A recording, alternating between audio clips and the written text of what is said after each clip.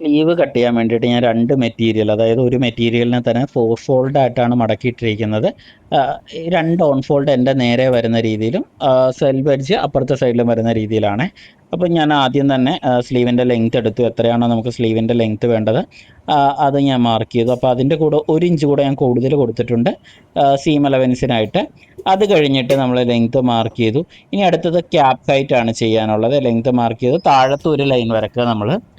Cap height already ഞാൻ പറഞ്ഞിട്ടുണ്ടായിരുന്നു, chest divided by 10 ആണ്. അപ്പം നമുക്കിവിടെ 36 ചെസ്റ്റ് വരുന്നത്. അപ്പം 3.6 നമ്മുടെ ക്യാപ്പ് ഹൈറ്റിൻ്റെ ലെങ്ത് വരുന്നത്. അപ്പോൾ അത് മാർക്ക് ചെയ്തിട്ട് ഒരു ലൈൻ വരച്ചു. ഇനി അടുത്തതെന്ന് പറയുന്നത് ചെസ്റ്റ് ഡിവൈഡഡ് ബൈ 4 മൈനസ് 1 ഇഞ്ചാണ്. അപ്പോൾ എത്രയാണോ നമുക്ക് കിട്ടുന്നത് അത് ഈ കോൺ ടു കോണ് നമ്മൾ മാർക്ക് ചെയ്ത് കൊടുക്കണം. ഇപ്പം നമുക്കിപ്പം 2 രീതിയിൽ ചെയ്യാം. നിങ്ങൾക്ക് ഒന്നെങ്കിൽ ഈ -1 കൊടുക്കാം, ഇല്ലെങ്കിൽ ഈ -1ൻ്റെ ആവശ്യമില്ല. അപ്പോൾ അതെങ്ങനെയാണെന്ന് വെച്ച് കഴിഞ്ഞാൽ നിങ്ങൾ ആം ഹോൾ വരച്ച് കഴിഞ്ഞിട്ട് ഒന്ന് അളന്ന് നോക്കണം. നിങ്ങളുടെ ഗാർമെൻറ്റിൽ നിങ്ങൾ ചെയ്തിരിക്കുന്ന ആം ഹോൾ കറക്റ്റ് ആണെങ്കിൽ അത്രയും തന്നെ ആം ഹോൾ നിങ്ങൾക്ക് ഇതിൽ കിട്ടുന്നുണ്ടെങ്കിൽ നിങ്ങൾ ഈ പറഞ്ഞ പോലെ എന്താണ് ഈ 1 മൈനസ് ചെയ്തിട്ട് നമ്മളത് ആഡ് ഓൺ ചെയ്ത് മതിയാവും.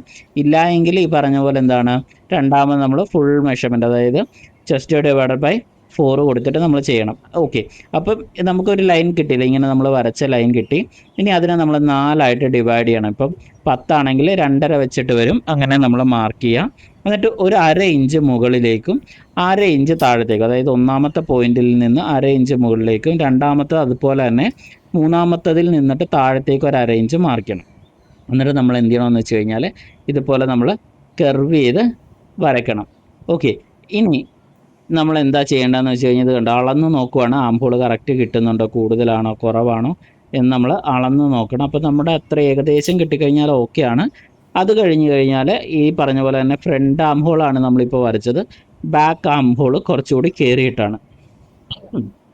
അതിന് വേണ്ടിയിട്ട് നമ്മൾ എന്ത് ചെയ്യണം, ഇതുപോലെ ഷേപ്പ് ചെയ്ത് കൊടുക്കണം. ഓക്കെ, അപ്പോൾ നമുക്ക് സ്ലീവായി. അപ്പോൾ ഞാൻ ഉദ്ദേശിക്കുന്നതെന്ന് വെച്ച് കഴിഞ്ഞാൽ ഒരു ബെൽ സ്ലീവ് ടൈപ്പാണ്, കുറച്ചുകൂടെ ഒന്ന് ഫ്രീ സൈസാണ് ഉദ്ദേശിക്കുന്നത്. അതുകൊണ്ട് താഴത്ത് ഞാൻ മെഷർമെൻറ്റ് മാർക്ക് ചെയ്യുന്നില്ല, ഒരു ഫുൾ മെഷർമെൻറ്റ് തന്നെ എടുക്കുകയാണ്. അതായത് സീം അലവൻസ് കഴിഞ്ഞിട്ടുള്ള ബാക്കിയെല്ലാം നമുക്ക് ഇതിലേക്ക് വരുന്ന രീതിയിലാണ് ഉദ്ദേശിക്കുന്നത്. ഫ്ലെയർ മൊത്തം ആഡാക്കുന്ന രീതിയിലാണ്. അപ്പം അന്ന് എന്ത് ചെയ്യണമെന്ന് വെച്ച് കഴിഞ്ഞാൽ നമ്മൾ ഈ മേൽത്തെ ആം ഹോളിൻ്റെ ടിപ്പിൽ നിന്നിട്ട് താഴത്തേക്ക് നേരെ ഒരു സ്ട്രെയിറ്റ് ലൈൻ വരയ്ക്കുക.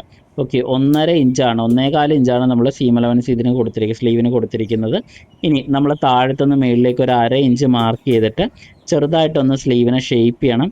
എന്തിനാന്ന് വെച്ച് കഴിഞ്ഞാൽ നമ്മൾ സ്റ്റിച്ച് ചെയ്യുന്ന സമയത്ത് ഇതിങ്ങനെ തൂങ്ങി കിടക്കാതിരിക്കാൻ വേണ്ടിയിട്ടാണ്, നല്ല ഷേപ്പിൽ വരാൻ വേണ്ടിയിട്ടാണ് അങ്ങനെ ചെയ്യുന്നത്. സോ ഇത്രയാണ് നമുക്ക് പാറ്റേൺ കട്ടിങ്ങിൽ വരുന്നത്. ഇനി നമുക്കിത് കട്ട് ചെയ്തെടുക്കാം.